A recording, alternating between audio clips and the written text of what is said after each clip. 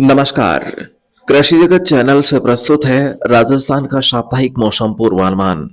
आज माघ शुक्ल पक्ष नवमी तिथि दिन गुरुवार और तारीख 6 फरवरी 2025 है। अब आप अचल सिंह देवराज से मौसम समाचार सुनिए। पूर्वी राजस्थान के कुछ भागों में हल्की मावठ और चंद बूंदाबांदी के बाद समूचे प्रदेश में ठंड का असर बढ़ने को है। मौसम विभाग ने कहा है कि अगले 24 घंटों के दौरान न्यूनतम तापमान में 2 से 3 डिग्री सेल्सियस की गिरावट होने की संभावना है। इसके तहत शेखावटी क्षेत्र में कहीं कहीं रात का तापमान 3 से 5 डिग्री सेल्सियस के बीच दर्ज होने तथा कहीं कहीं शीतलहर चलने की संभावना है। आज किसी भी जिले के लिए कोहरे की चेतावनी नहीं है। मौसम पूरी तरह से साफ रहेगा। इसके अलावा हवाओं की दिशा भी उत्तरी रहने का पूर्वानुमान है। उसके बाद 2 दिनों के लिए हवाएं दक्षिण पश्चिम से चल सकती है। आज एक नया पश्चिमी विक्षोभ भारत के उत्तर पश्चिम भागों के करीब पहुंचने को है, जो 8 फरवरी से हिमालय क्षेत्रों को प्रभावित करेगा। इसके आंशिक असर से आज शाम के समय बाड़मेर, जैसलमेर, फलौदी और बीकानेर जिलों के पश्चिमी भागों में आसमान में हल्के बादल नजर आ सकते हैं।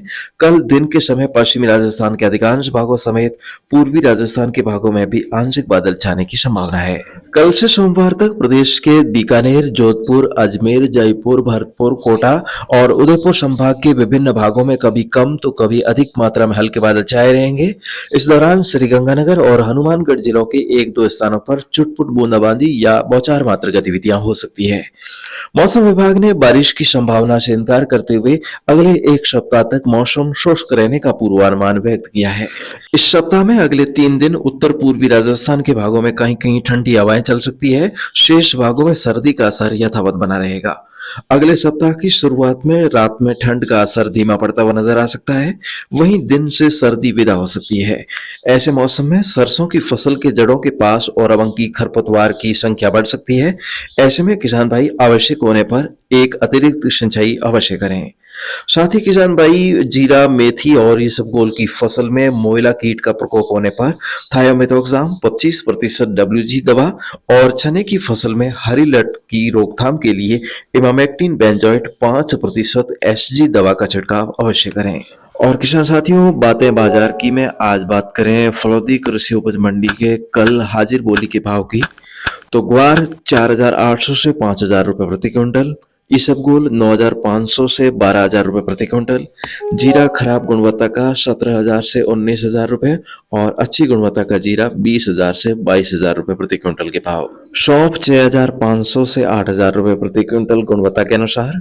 मूंगफली 4,500 से 4,800 रुपए चुग्गा और 5,300 रुपए प्रति क्विंटल खला का भाव रहा। नरमा का भाव फेट के आधार पर कई कपास कारखानों में 8,000 रुपए प्रति क्विंटल और गुणवत्ता के आधार पर उससे कम दाम भी है। तिल 10,000 से 12,000 रुपए प्रति क्विंटल, रायडा 5,400 से 5,500 रुपए, तारामीरा 4,500 से 4,600 रुपए, चना 5,300 से 5,500 रुपए, मूंग 7,000 से 7,700 रुपए गुणवत्ता के अनुसार, मोठ 4,200 से 4,700 रुपए और मेथी का भाव रहा 5,000 रुपए से 5,200 रुपए प्रति क्विंटल। तो किसान साथियों, इस प्रकार से रहा फलौदी कृषि उपज मंडी का भाव।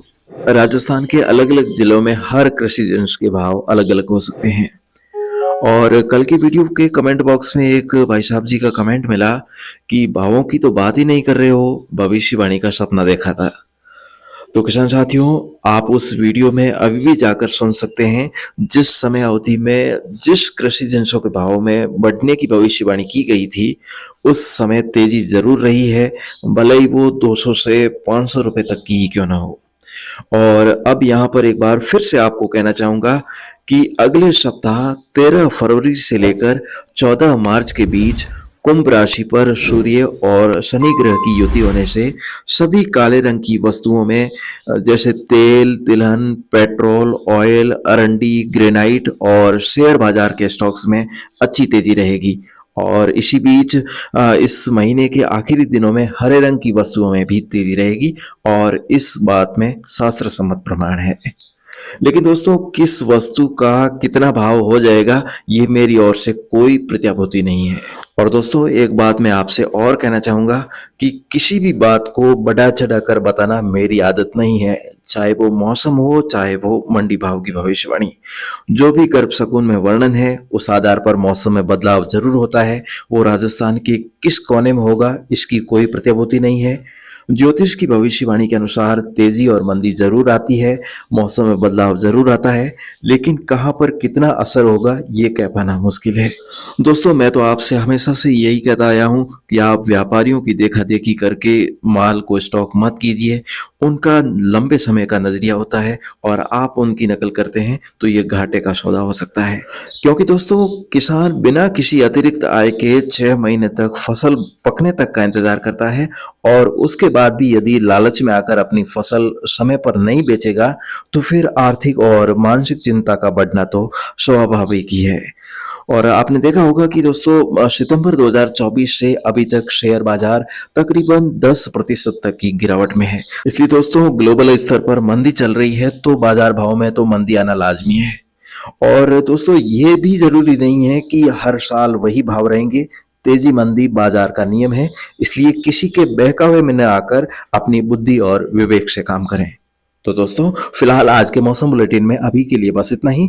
कल सुबह मौसम की नवीनतम अपडेट के साथ हमारी फिर से होगी मुलाकात। तब तक के लिए मुझे दीजिए आज्ञा। नमस्कार। कृषि सलाह और लाइव मौसम खबर के लिए कृपया हमारे कृषि जगत चैनल को सब्सक्राइब करें और बेल आइकन दबाकर हर अपडेट पर नजर रखें। धन्यवाद।